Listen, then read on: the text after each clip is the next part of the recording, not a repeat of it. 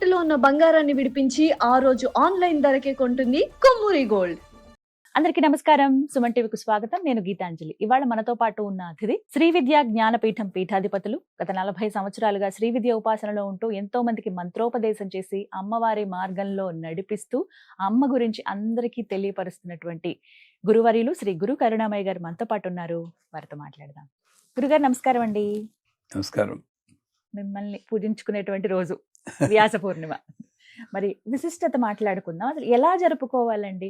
గుడికి వెళ్తాం, వచ్చేస్తాం, అక్కడి వరకే అంతేనా? ఇంకా ఏమైనా ఉందా? అసలు ఏ విధంగా జరుపుకోవాలి వ్యాస పూర్ణిమ, ఆషాఢ పూర్ణిమ? గురు పూర్ణిమ అంటారు. వ్యాస పూర్ణిమ, గురు పూర్ణిమ అంటాం.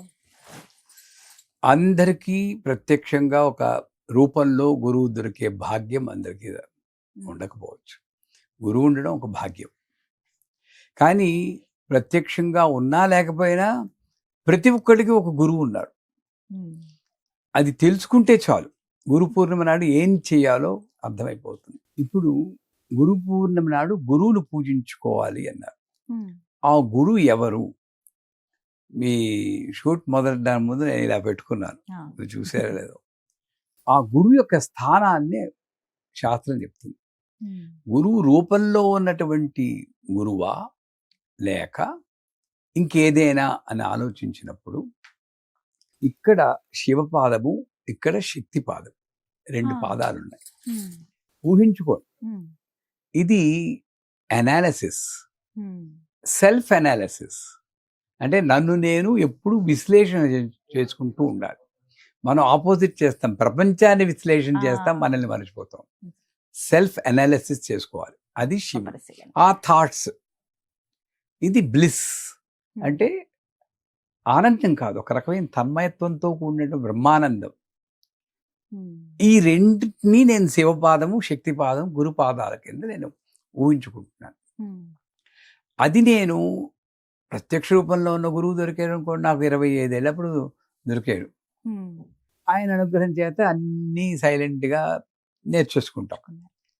లేనప్పుడు ఇలాంటివి విన్నప్పుడు కానీ, పుస్తకం చదివినప్పుడు కానీ, నన్ను నడిపించేటటువంటిది లలితా సహస్రనామంలో అమతిర్మేధ శృతి స్మృతి అనంతమా పుణ్యకీర్తి పుణ్యలభ్య అని ఒక లైన్ ఉంది. మతి అంటే ఆలోచన, అమతి అంటే ఆలోచన కన్నా ముందుంటుంది అమ్మ.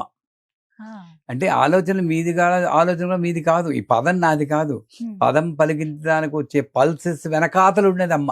అలా ఆలోచించిన ఎక్కడ ఉంటుంది? పూర్వజ. ఆమె వెనకాతలు ఎవరు లేదు, అన్నిటికీ వెనకాతలు ఉన్నది. అందుచేత ఈ యొక్క శివపాదము, శక్తిపాదం వల్ల నన్ను నేను ఎప్పుడూ అనాలిసిస్ చేసుకుంటుండాలి, ప్రపంచాన్ని నేను ఎప్పుడూ ఒప్పుకుంటూ ఉండాలి అన్న తత్వాన్ని నేను పాటిస్తూ ఉంటే నా గురువు నేను అంటే అర్థమైనట్టే. గురు గీత అని ఒకటి ఉంది.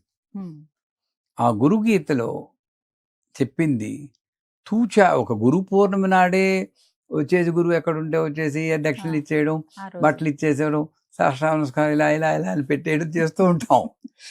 ఎక్స్ట్రా గుర్తొస్తూ ఉంటారు. అప్పుడు మాత్రం అప్పుడు కూడా రాని వాళ్ళు ఉన్నారనుకోండి చాలా మంది. నువ్వు ప్రపంచంలో ఎక్కడున్నా సరే అట్లీస్ట్ గురు పౌర్ణమి నాడు వెళ్ళి గురువుని దర్శించుకోవాలి. రక్త శుక్ల ప్రభామిశ్రం అతర్క్యం త్రైపురం మహ అవాన్మానస గోచరం అంటారు. గురుపాదాలు అన్నీ తెలియదు. నీకు వాక్కుతో వివరించడం కానీ, మనసుతో ఊహించడం కానీ, శక్యము కానీ అతీతమైనటువంటి రూపమే గురుపాదము. రక్త శుక్ల ప్రభామిశ్రం. రక్త అంటే అమ్మవారి పాదం, శుక్ల అంటే వైట్ అయ్యవారి పాదం. రక్తము అంటే త్యాగనిరతి జ్ఞానము, శుక్లము అంటే శుద్ధ సత్వ జ్ఞానము. ఈ రెండూ కలిసిందే గురుపాదాలు. లాస్ట్ వర్డ్ అతర్క్యం త్రైపురం మహహ అన్నాడు. అంటే గురువుని గురించి నువ్వు తర్కంలో ఆలోచించడానికి 3 లోకాల్లోనూ నీకు సాధ్యం కాదు. గురువే అల్టిమేట్. మా గురువుగారు శివరాత్రి నాడు ఉల్లిపాయ పకోడీ ఇచ్చారు నాకు. ఏంటనుకున్నారు మా గురువుగారు? తీసుకోవాల్సిందే. మహాప్రసాద్. మనసులో డౌట్లు ఉన్నా కూడా ఎప్పుడు బిగినింగ్ లో చూశారు. చాలా నియమాల్లో ఉపవాసాలు అది ఇది అంటే సుబ్బు ఇలా తను కొంచెం ఇలా అంటే, నువ్వు తీసుకోను ఇవాళ తెలుసు తిను అంటే అది ఏమిటి, నాకు కనబడ్డానికి ఉల్లిపాయ పకోడీ అయినా అది నిజంగా కాకపోవచ్చు. ఆయనకి ఏదైనా చేయగల శక్తి ఉందనుకోవాలి గురువుని. అతర్క్యం.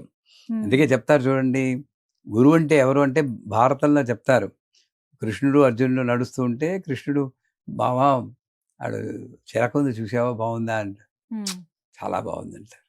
ఇంకొక అడిగేసి చిలక కాదు అది పిచ్చిక అనుకుంటాను, పిచ్చికే అంటారు. పిచ్చికే బాగుంది అంటారు.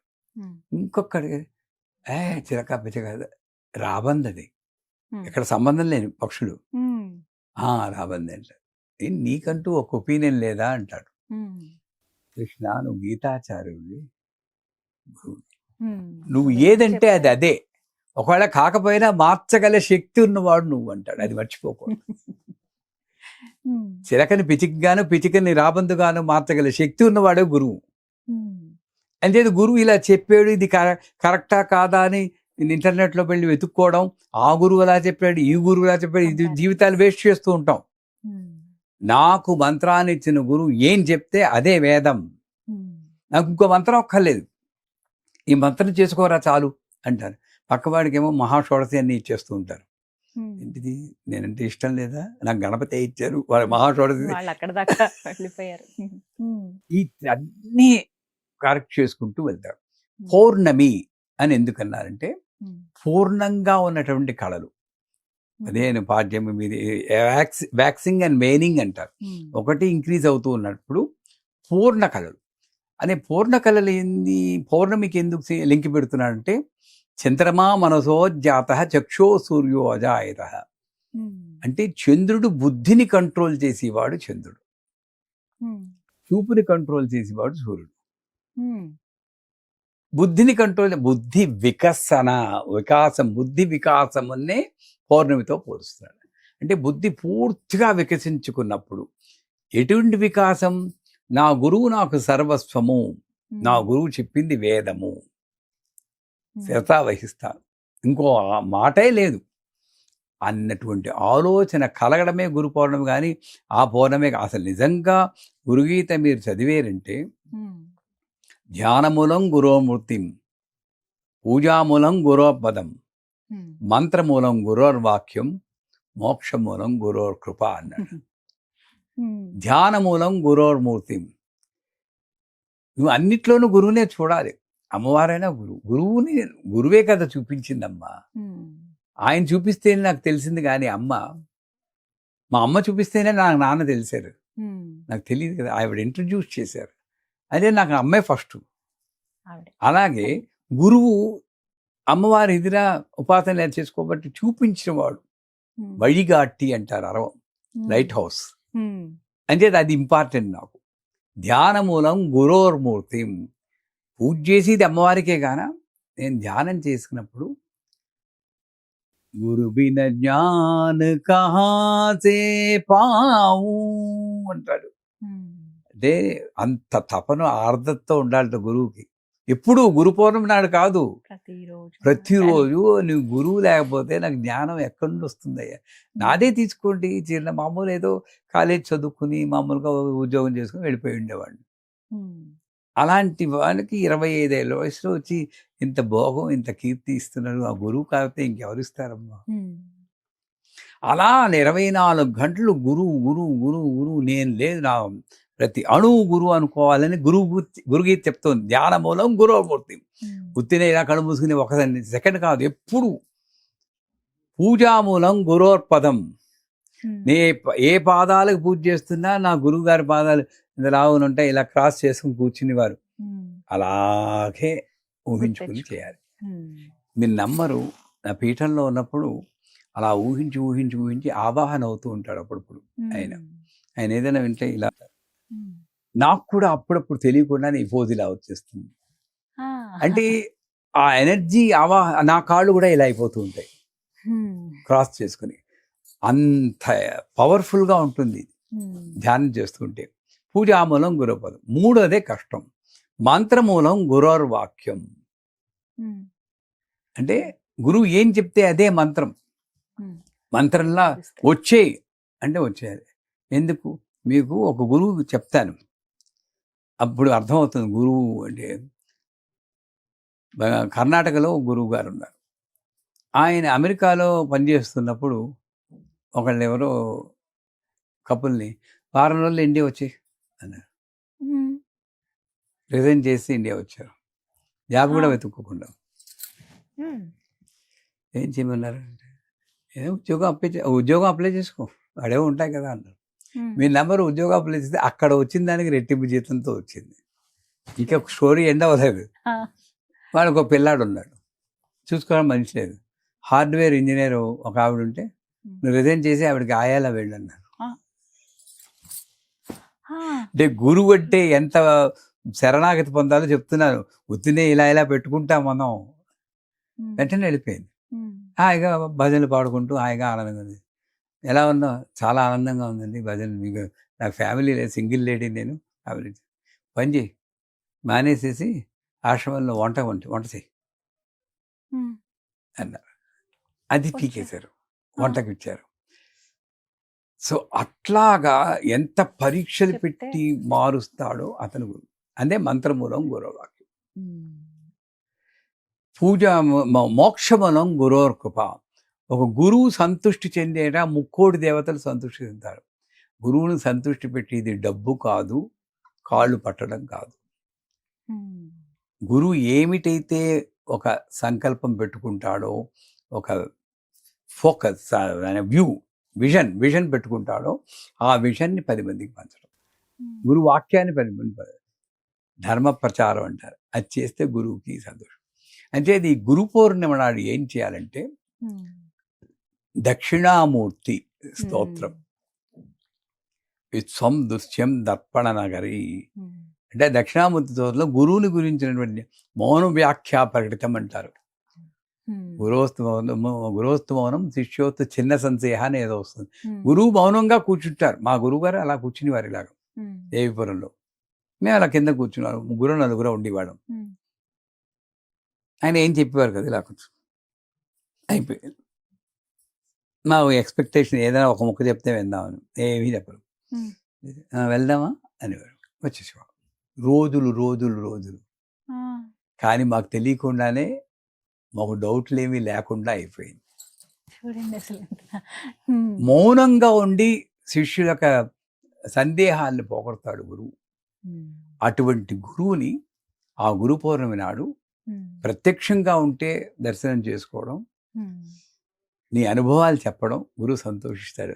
తండ్రికి పిల్లవాడు వచ్చి, నాన్న బాగా మార్కులు వచ్చాయి నాన్న, నేను 99 వచ్చేసింది, క్లాస్ ఫస్ట్ వచ్చిండే, పేరు నిలిపేవరా అనుకుంటా. అదే గురువు అంటాడు శిష్యుడికి, గురుగారు మీరు రోజు చేస్తున్నాను, చాలా మార్పు వచ్చేసింది అంటే తృప్తి. ఆ తృప్తి గురువుకి వారు. అందుకే మా గురు పౌర్ణమి నాడు ఓన్లీ అనుభవాలు చెప్పమంటాం. అనుభవాలు అన్నప్పుడు గురువుగారు అంత ఇది ఇంత ఇది స్తోత్రం చేయడం కాదు.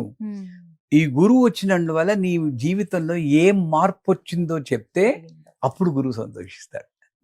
అప్పుడు అలా ఉండేవాడిని, ఇప్పుడు ఇలా అయ్యాను, అది గురు కృపాని. సో అంచేత దక్షిణామూర్తి స్తోత్రంతో గురు మండల పూజ అని ఒకటి ఉంది, అది తెలిసిన వాళ్ళు చేయడం. గురు అష్టోత్తరం ఉంటుంది, మీకు మామూలు ఇంటర్నెట్లో కూడా దొరుకుతుంది. దక్షిణామూర్తి అష్టోత్తరం కానీ, గురు అష్టోత్తరం కానీ, దత్తాత్రేయ అష్టోత్తరం కానీ, ఎవరి పద్ధతి ప్రకారం వాళ్ళు అష్టోత్తరం పూజ చేసుకుంటూ, గురుమండలం అంటే ఏమీ లేదు, హెక్సగన్, షట్కోణం.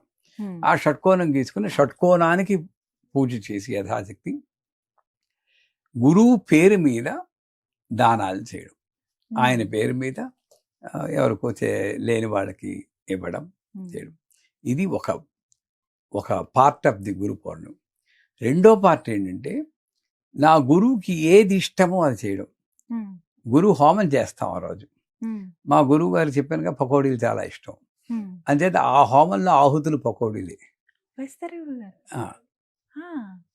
ఎందుకంటే నాకు యజ్ఞ దేవత గురువే కదా, ఆ గురువుకి పకోడీలు ఇష్టమైతే నేను పరమాన్నం అయితే దానికి షుగర్ పెరుగుతుంది.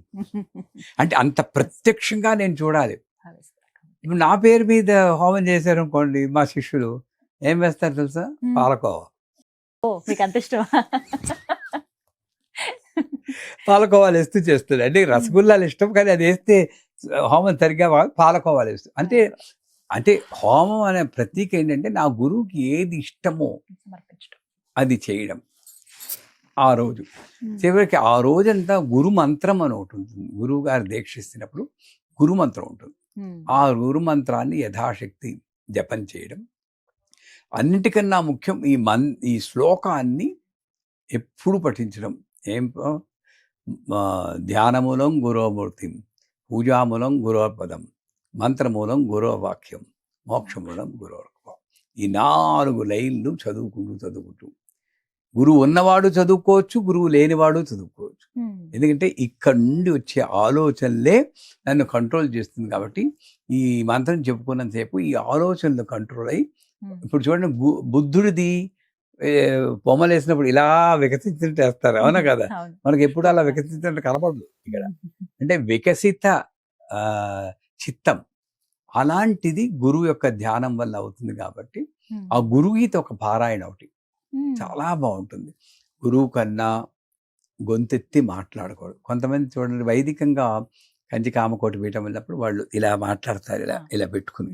ఎందుకు తెలుసా? మాట్లాడుతుంటే ఎంగిలి వారిని గురువు పడుతుంది. గురువుతో మాట్లాడుతున్నప్పుడు ఇలా వంగి ఈ బిందు స్థానం గురువుకి కనబడాలట.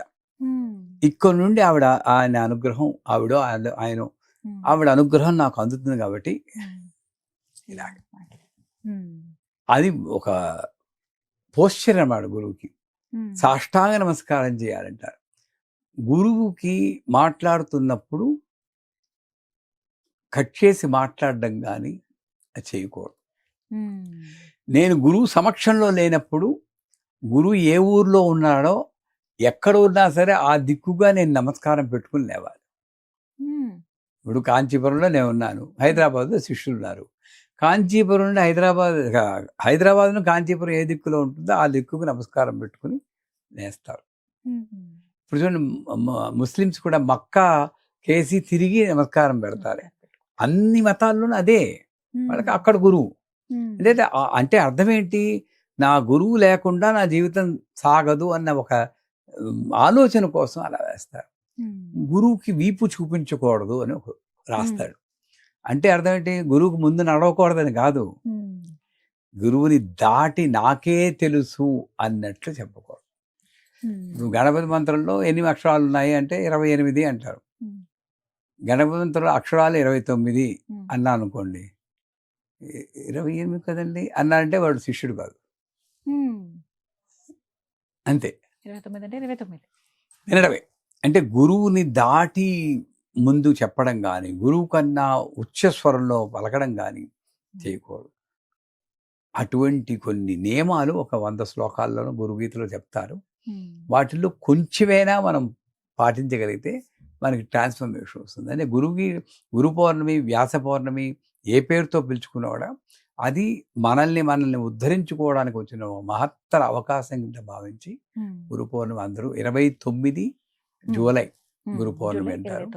అసలు గుడికి వెళ్తే కూడా దత్తాత్రేయుల వారి దర్శనం, దక్షిణామూర్తి దర్శనం, అమ్మవారి ఇక్కడ ఉంటే ఇటు సైడ్లో ఉంటారు దక్షిణ కేసు, అక్కడ మహ్యం మేధాం ప్రజ్ఞాం ప్రయచ్చ స్వాహ అని దక్షిణామూర్తి మంత్రం. నా యొక్క మేధాం ప్రజ్ఞాం ప్రయచ్చ స్వాహ, నాకు మేధస్సుని అంటే ఉత్తమ జ్ఞాన, ఆధ్యాత్మిక జ్ఞానం, ప్రజ్ఞాం ప్రసిద్ధ జ్ఞానాన్ని, ఆ జ్ఞానాన్ని ఎలా ఉపయోగించుకోవాలో వచ్చిన జ్ఞానం ప్రతిజ్ఞానం. అలా అని దక్షిణామూర్తికి నమస్కారం పెట్టుకుని దేవాలయ దర్శనం, ప్రత్యక్షంగా గురువు ఉంటే గురు దర్శనం, లేదా అంటే పరోక్షంగా గురువుకి మంత్రం చెప్పుకోవడం, ఈ శ్లోకాలు చెప్పుకోవడం, నేను చెప్పినటువంటి ఆ గురు అష్టోత్తరం వారితోటి షోడశోపచార పూజ ఎవరికి చేయాలి? దత్తాత్రేయుల వారికి, దక్షిణామూర్తి వారికి, శివుడికి చేసినా కూడా పూర్తి ఫలితాన్ని పొందొచ్చు. చాలా చక్కగా ఉంది సరే. ఆ రోజున ముందు తెలుసుకుంటాము, ఆ రోజున కూడా ఈ వీడియో చూస్తూ మీ దర్శనం కూడా అయిపోతుంది. చాలా సంతోషం అండి. ధన్యవాదాలు.